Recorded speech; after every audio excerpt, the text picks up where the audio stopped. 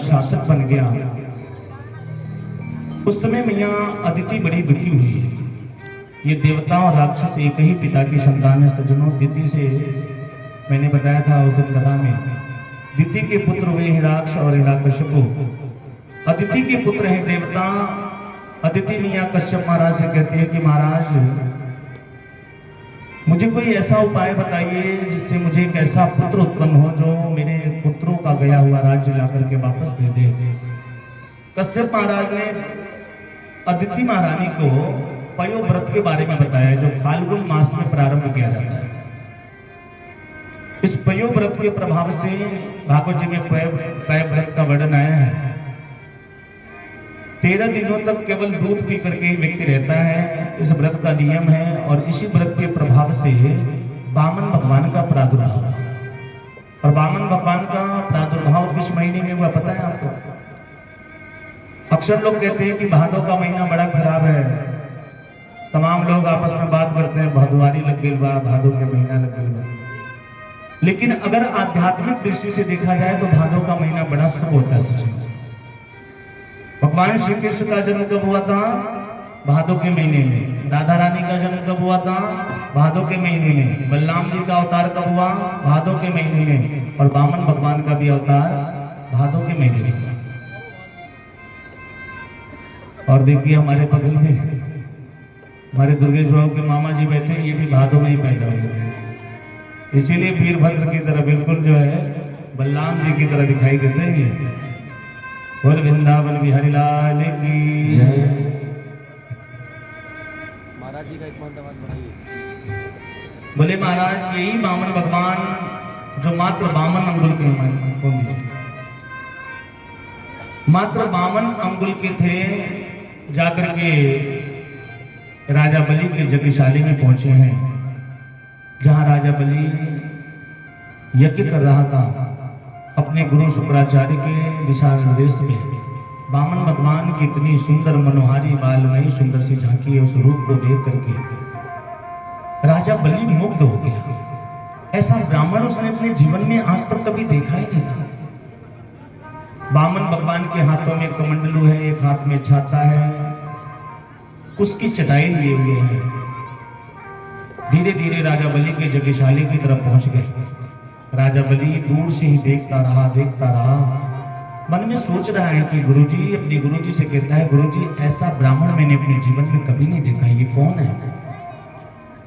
देखते देखते वामन भगवान राजा बलि के सामने पहुंच गए। हाथ में माला लिए हैं, माला जप कर रहे हैं। राजा बलि वामन भगवान को देख करके चरणों में साष्टांग दंडवत करता है और कहता है कि महाराज मैं इस त्रिलोकी का स्वामी हूं, ये पूरा त्रिलोकी मेरा है। आज आपने कितनी बड़ी कृपा की, मेरे जैसे राजा की इस यज्ञशाली में पधार करके मुझे दर्शन दे करके कृतार्थ कर दिया। मेरा मन कर रहा है कि मैं आपको कुछ दूं, मेरा देने का मन कर रहा है, कुछ मांगिए ना मुझसे। वामन भगवान कुछ बोल नहीं रहे। बार बार राजा बलि कहता है, आग्रह करता है कि महाराज मुझसे कुछ मांगिए। वामन भगवान कुछ नहीं बोल रहे। 5-10 मिनट हो गए। राजा बलि की उत्सुकता बढ़ती जा रही है। अपने गुरुजी से पूछता है गुरुजी ये ब्राह्मण कुछ बोल क्यों नहीं रहा, कुछ मांग क्यों नहीं रहा? उनके गुरुजी ने कहा देख नहीं रहे हो, ये ब्राह्मण जप कर रहा है और जप करते समय बोला नहीं जाता है। ये सुनकर के तो राजा बलि की श्रद्धा और बढ़ गई। अरे कितना होनहार ब्राह्मण है, जप करते समय बोल भी नहीं रहा। जब कुछ देर के बाद माला पूरी हुई, इधर राजा बलि अपने आप अपने मुंह से कहा महाराज मेरा मन कर रहा है ना आपको मैं कोई राज्य दे दूं। आप कहते तो मैं सोने का महल बना करके दे देता, कुछ बोलिए तो सही। वामन भगवान चुपचाप मुस्कुरा रहे हैं और मन में सोच रहे हैं कि राजा बलि ये जो तेरा अहंकार है ना कि मैं तीनों लोक का स्वामी हूं, आज ये अहंकार समाप्त हो जाएगा। कुछ देर के बाद जब वामन भगवान की माला पूर्ण हुई तो वामन भगवान ने कहा ओहो आप ही राजा बलि हैं? बलि ने हाथ जोड़ करके कहा हाँ महाराज मेरा ही नाम राजा बलि है। वामन भगवान ने कहा कि आपके बाबा बड़े प्रतापी थे, वो भी बड़े दानवीर थे। इतना ही नहीं आपके पिता विरोचन भी बड़े दानी थे। और बड़े प्रतापी थे। ऐसे दानियों के कुल में जन्म लेकर के यदि तुम दान की बात करते हो तो यह आश्चर्य की बात नहीं।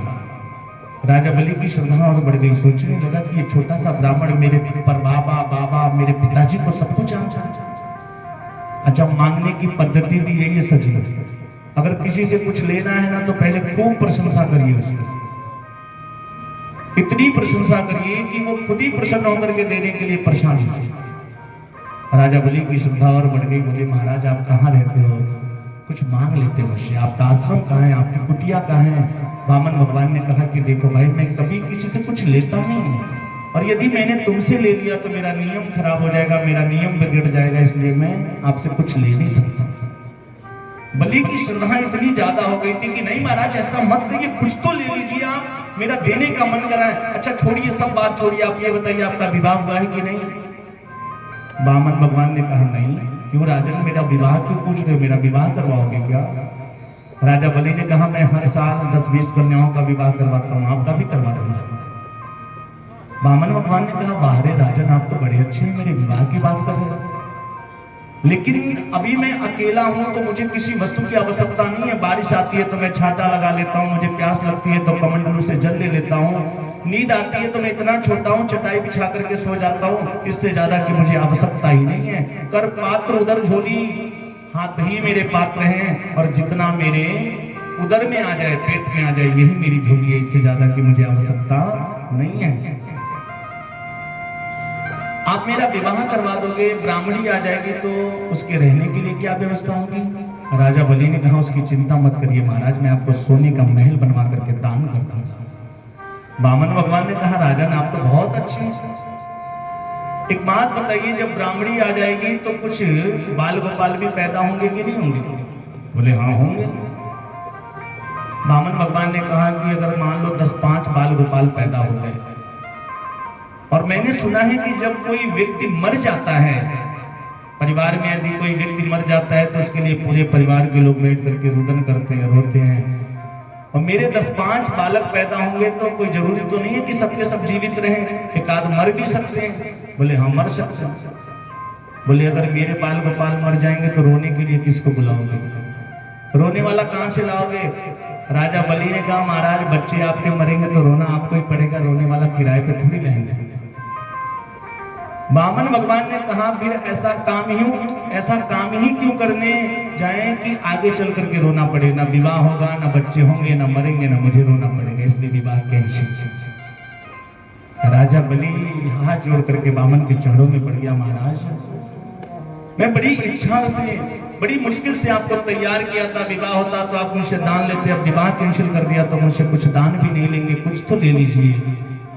बार बार जब जिद करने लगा तो वामन भगवान ने कहा कि राजन यदि तुम देना चाहते हो तो अपने हाथ में जल लेकर के संकल्प करो,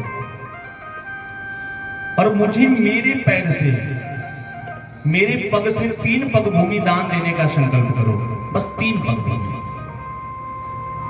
राजा बलि हंसने लगा, तुम जितने बामन हो ना, जितने छोटे हो, हमेशा बामन के बामन ही रह जाओगे, जितने छोटे तुम उतनी छोटी तुम्हारी बुद्धि। त्रिलोक्य के स्वामी के सामने खड़े होकर के 3 पग भूमि मांग रहे हो, और वो भी इतने छोटे छोटे पैरों से। कोई राज्य मांग लिया होता, कोई महल मांग लिया होता, मैं तुझे दे देता, ये 3 पग भूमि मांग करके क्या करोगे।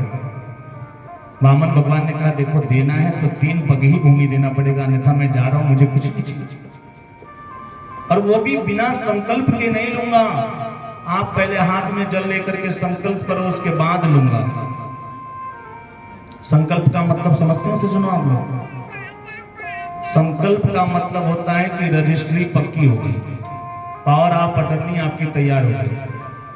आप लोग तीर्थों में जब जाते हैं, अभी मान लीजिए आप लोग, हमारे जजमान जी गए थे ना गया, तीर्थों में पंडा लोग होते कि नहीं होते। वो लोग कहते हैं महाराज ये दान कर दीजिए, वो दान कर दीजिए, ये संकल्प कर दीजिए। आप कितना भी कहोगे देखो पैसा नहीं है, थोड़ा सा लेके आया था खत्म हो गया, नहीं है कहां से करो।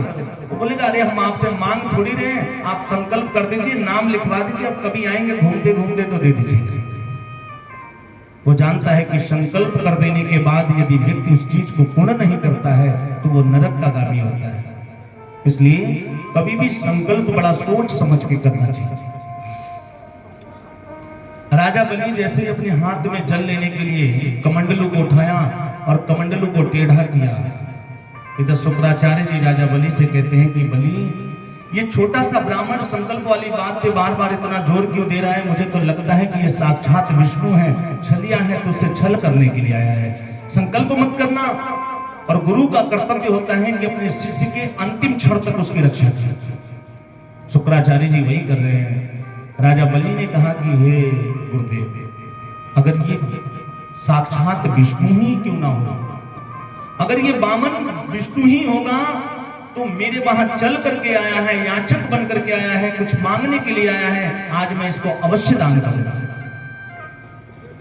सो महाराज जैसे कमंडलू के जल को लेकर के कमंडलू को टेढ़ा किया, हाथ में जल लेना चाहता था। आपने देखा होगा तीर्थों में कमंडलू जो होता है ना, उसमें टोटी सी बनी रहती है। शुक्राचार्य जी उसी टोटी में जाकर के बैठ गए, एक आंख उसी टोटी में लगा करके देख रहे थे दोनों में क्या वार्ता हो रही है। बलि कमंडलू को टेढ़ा कर रहे हैं, हाथ में जल नहीं आ रहा है। भगवान समझ गए, भगवान ने उसकी जगीशाली से एक कुसा निकाली और राजा से कहा, राजन लगता है कमंडलू में कुछ फंस गया है। और जैसे ही कुसा को अंदर घुसाया ना, शुक्राचार्य जी बिल्कुल आंख लगा करके देख रहे थे, उनकी आंख फूट गई और उसी दिन से शुक्राचार्य जी काने हो गए। आज भी जब किसी की विदाई की बात होती है ना, तो शुक्र का विचार किया जाता है। उसके बाद हाथ में जल लिया, जल लेने के बाद वामन भगवान ने कहा कि राजन बोलो, ब्राह्मण रूपाय वामनाय इमाम त्रिपादानि पृथ्वी दातुम महं मुसृजे। राजा बलि ने हाथ में जल लिया, संकल्प पढ़ दिया और जैसे संकल्प पढ़ा सज्जनों, आज भगवान विराट रूप धारण